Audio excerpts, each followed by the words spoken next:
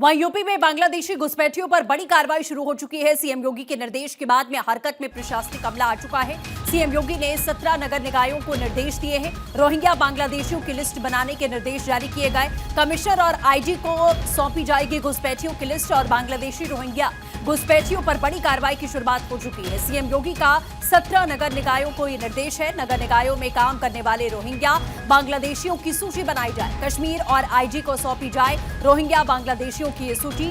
Commissioner और IG को प्रथम चरण में डिटेंशन सेंटर बनाने के निर्देश भी दे दिए गए हैं। सीएम योगी ने यूपी के हर मंडल में डिटेंशन सेंटर बनाने का आदेश दिया है। सीएम योगी के निर्देश के बाद में अब प्रशासनिक अमल एक्शन मोड में आ चुका है। प्रशासन की ओर से अब लगातार एक्शन लेने की तैयारी की जा रही है, क्योंकि साफ आदेश अब रोहिंग्या बांग्लादेशियों को लेकर सीएम योगी आदित्यनाथ ने उत्तर प्रदेश के प्रशासन को दे दिया है कि यूपी के हर मंडल में डिटेंशन सेंटर का निर्माण हो। योगी ने साफ कहा है कि चिन्हित किया जाए, इनकी एक सूची बनाई जाए और फिर इनको डिटेंशन सेंटर में रखा जाए। हालांकि निर्देश के बाद में अब प्रशासनिक अमला पूरी तरीके से जांच के मोड में आ चुका है, एक्शन मोड में आ चुका है।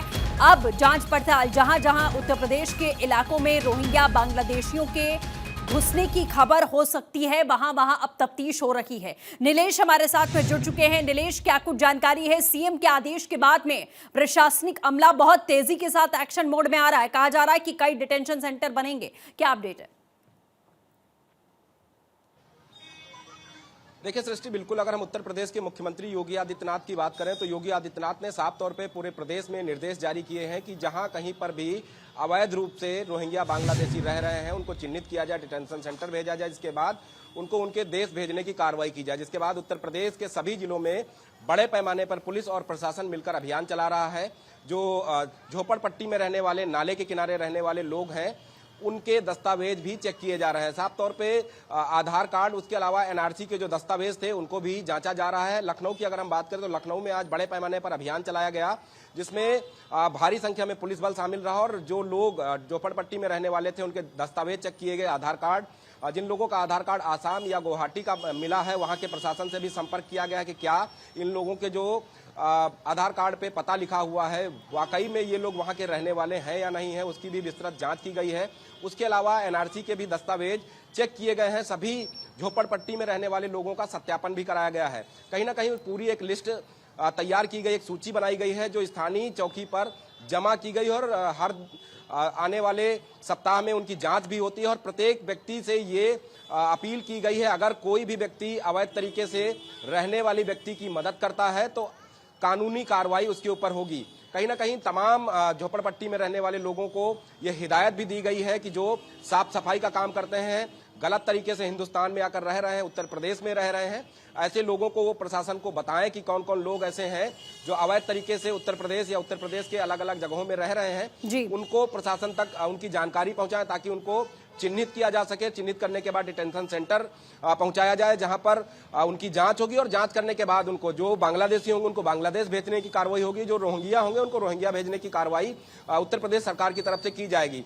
कहीं ना कहीं मुख्यमंत्री के निर्देश के बाद जो धरातल की अगर हम बात करें तो पुलिस प्रशासन पूरी तरीके से अलर्ट है। नगर निगम के सहयोग से जो नगर निगम में काम करने वाले सफाई कर्मचारी हैं, झाड़ू लगाने वाले कर्मचारी हैं, कूड़ा उठाने वाले कर्मचारी हैं, उनकी बाकायदा लिस्ट पुलिस को मिली है और उस लिस्ट के अनुसार जो है पुलिस जांच कर रही है। और लिस्ट के अलावा जो लोग पाए जा रहे हैं जिनके पास आधार कार्ड है, कोई अगर असम का रहने वाला है तो असम पुलिस प्रशासन से संपर्क करके उनके स्थानीय स्तर का जो पता है उसकी जांच की जा रही है, ताकि कहीं से कोई चूक ना होने पाए। क्योंकि मुख्यमंत्री का जो निर्देश है वो धरातल पर तभी लागू होगा जब पुलिस प्रशासन सख्ती से हर एक व्यक्ति की जांच करेगा। कहीं ना कहीं उन तमाम चीजों के जो आदेश और निर्देश सरकार की तरफ से जारी हुए हैं उसका असर धरातल पर दिखाई दे रहा है।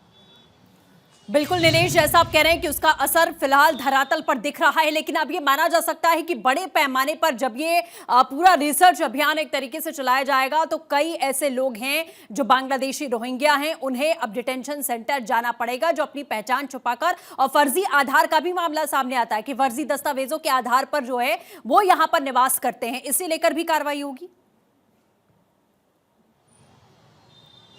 देखिए बिल्कुल, अगर हम लखनऊ की बात करें तो लखनऊ की मेयर सुषमा खरगवाल ने पहले ही ये सवाल उठाए थे कि लखनऊ के अंदर सफाई कर्मचारी अधिकांश जो है रोहिंग्या और बांग्लादेशी हैं। तो सबसे पहले अभियान उन्हीं इलाकों में चलाया जा रहा है जहां पर सफाई कर्मचारी, झोपड़पट्टी में रहने वाले लोग, मलिन बस्ती में रहने वाले लोग, नाले के किनारे रहने वाले लोग, उनकी जांच की जा रही है। क्योंकि अक्सर जो रोहिंग्या और बांग्लादेशी होते हैं इन्हीं जगहों पर अपना निवास बनाते हैं ताकि वहां किसी को शक न हो और वो आसानी से रह सकें। बिल्कुल नीलेश, जैसा आपने बताया कि आप लगातार इस खबर पर नजर बनाए रखिएगा, अपडेट आपसे लेते रहेंगे। फिलहाल के लिए शुक्रिया।